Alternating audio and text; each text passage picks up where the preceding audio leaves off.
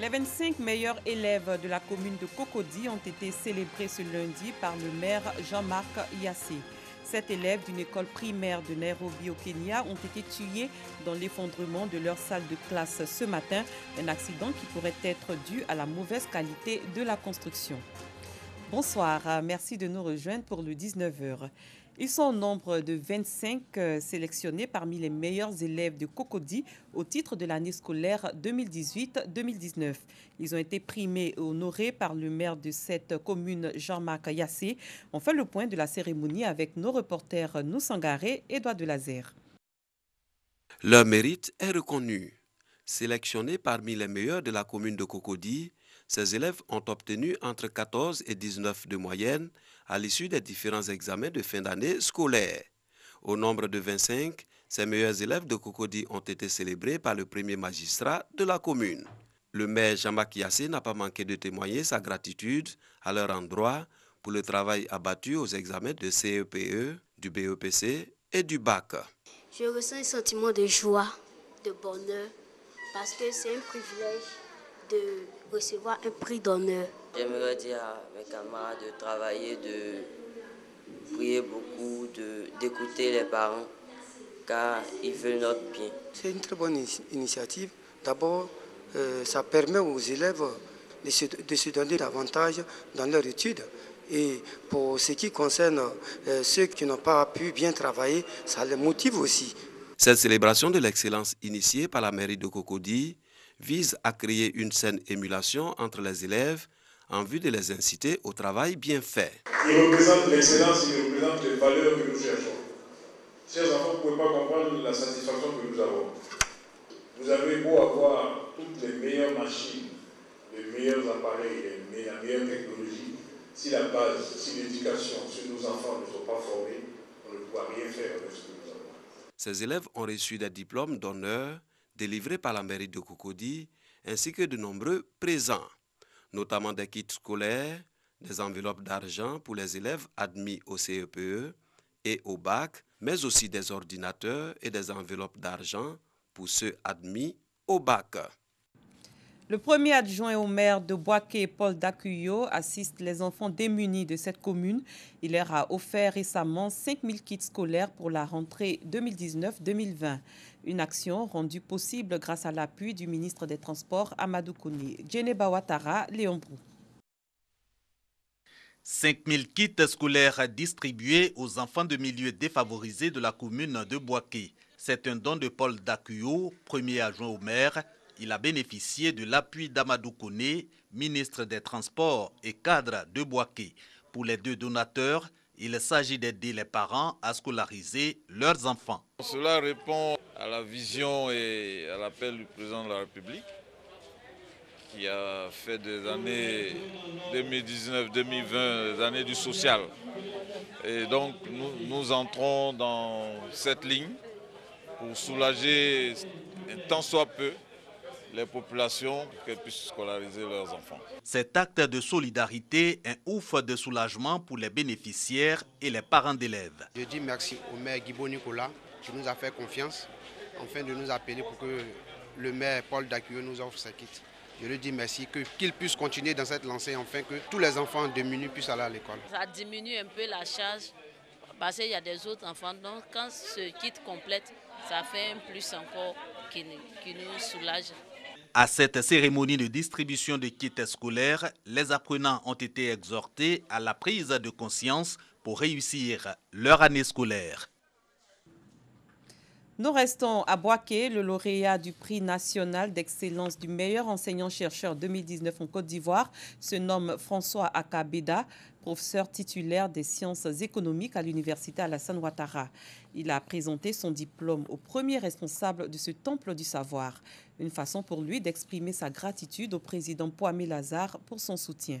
Boubacar Silla, Kader Sogodougou.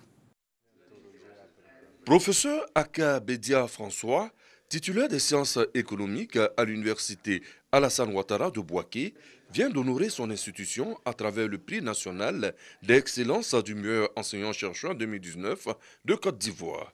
Il a été distingué le mardi 6 août 2019 lors de la 7e édition de la Journée nationale de l'excellence présidée par le président Alassane Ouattara. Il présente son trophée et son diplôme au premier responsable de l'université Alassane Ouattara, à qui il exprime son infinie gratitude.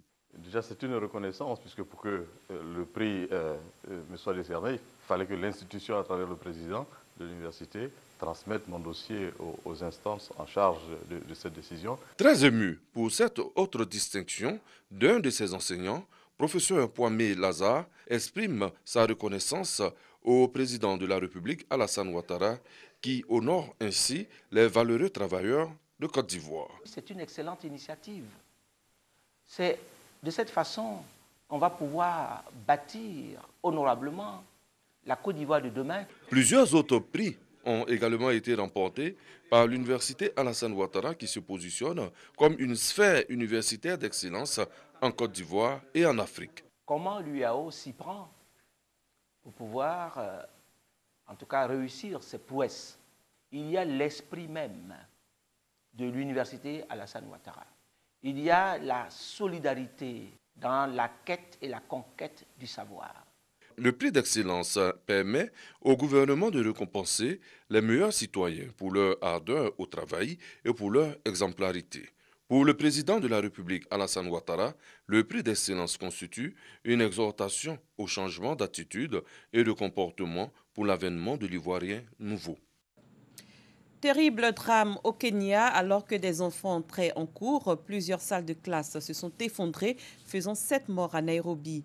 L'accident s'est produit peu après 7 heures heure locale dans la Precious Talent Academy de Dagoretti, un établissement privé qui comprenait une école maternelle et une école élémentaire. 57 écoliers ont été hospitalisés. Les salles qui se sont effondrées faisaient partie d'une structure semi-permanente faite de bois et de tôle, et la très mauvaise qualité de l'infrastructure de l'école pourrait être la cause de cette catastrophe. En avril 2016, 49 personnes avaient péri dans l'effondrement d'un immeuble de 6 étages dans un quartier pauvre du nord-est de la capitale kenyane. Le premier adjoint au maire de la commune de Tiemelekro à la rencontre des populations de la localité d'Anoumaba, Enguerrand Kassi, a fait des dons d'une valeur totale d'1 500 000 francs CFA à la communauté musulmane et à l'association des femmes Yeyo Yenya de la commune de Tiemelekro. Doigt de laser.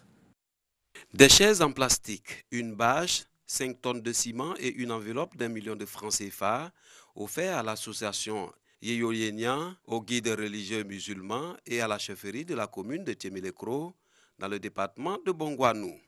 Ce don est du premier adjoint au maire de la commune d'Anoumamba en vue de contribuer à la mise en œuvre des activités génératrices de revenus pour certains et pour d'autres de mener à bien leur mission au sein de la communauté.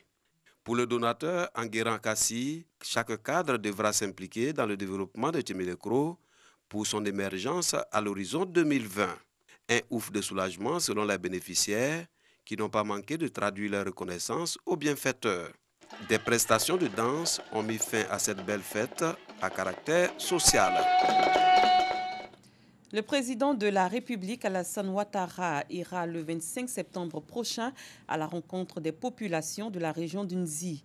Pour réserver un bon accueil au chef de l'État, la ville de Dimbokro se refait une beauté et fait ses derniers réglages.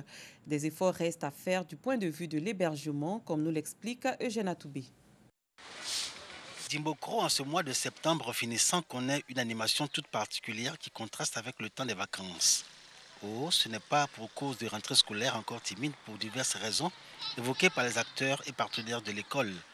L'explication se trouve dans les préparatifs de la visite d'État dans la région d'Unzi du président Alassane Ouattara. Partout, c'est des mouvements. On a vu que nos mouvements ont augmenté. C'est des va-et-vient, c'est des repérages de sites, c'est des travaux qui s'engagent par plusieurs opérateurs. Nous l'attendions cette visite et voilà qu'elle va avoir lieu. Donc c'est perçu positivement. Jusque tard dans la soirée, le maire de Dimbokro et les responsables opérationnels du comité d'organisation travaillent encore à son domicile.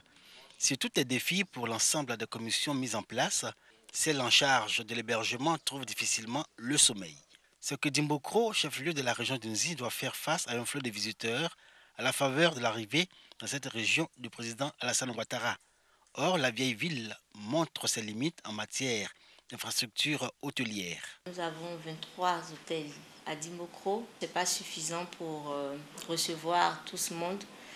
Nous avons un palliatif. Nous sommes en train de rechercher des villas pour pouvoir héberger nos hôtes. Et nous faisons un clin d'œil aussi aux hôtels de Tumodi et de Yamsoukro. Le temps passe et il faut parer au plus pressé. Alors, les agents de terrain de la direction régionale du tourisme d'Unzi investissent la ville.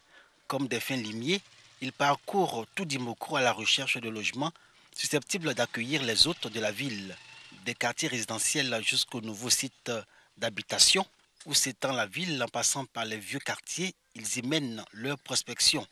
À leur tableau de chasse, une villa de 4 pièces acquise au quartier Sodefort, une nouvelle zone d'habitation.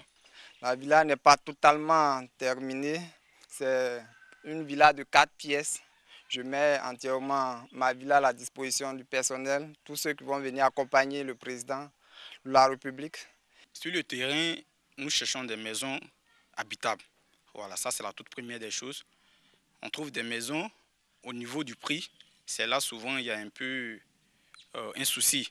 L'hébergement, encore un casse-tête pour les autorités administratives élues et cadres de la région d'Unzi. La commission hébergement dirigée par le maire de Dimokro explore à l'heure actuelle toutes les pistes pour pallier l'insuffisance criante de réceptifs hôteliers.